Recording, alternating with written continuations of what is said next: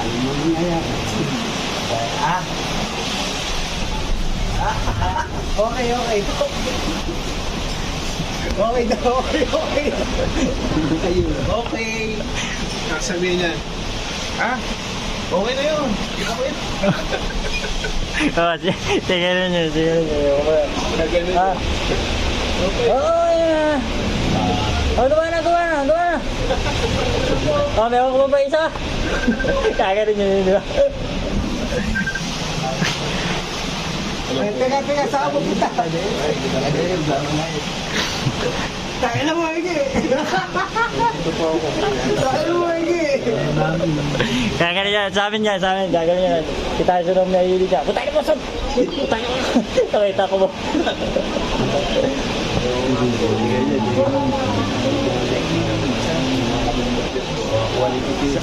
Tatawa-tawa kayo, baka. Tatawa-tawa kayo, baka maya sa huling laman niya. Sa abog ang uog.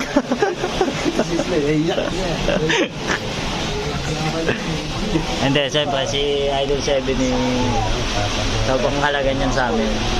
Sabi ko kung mahalaga si Idol 7 sa amin. Kasi siya, aminin man na natin sa hindi, Idol 7 talaga ang pinaka-the best. Diba, pre? Idol 7 talaga. Idol ako. Eh kasi gagawa pala siya ng hindi, gagawa pala siya, may plano pala siya, hindi nagpapaalam. Nakita na kaya ni PTI. Diba? Yung mga ano? Maripat-lipat dito. Oo. Ayun, malapit yan. Mga power pop doon. Alin?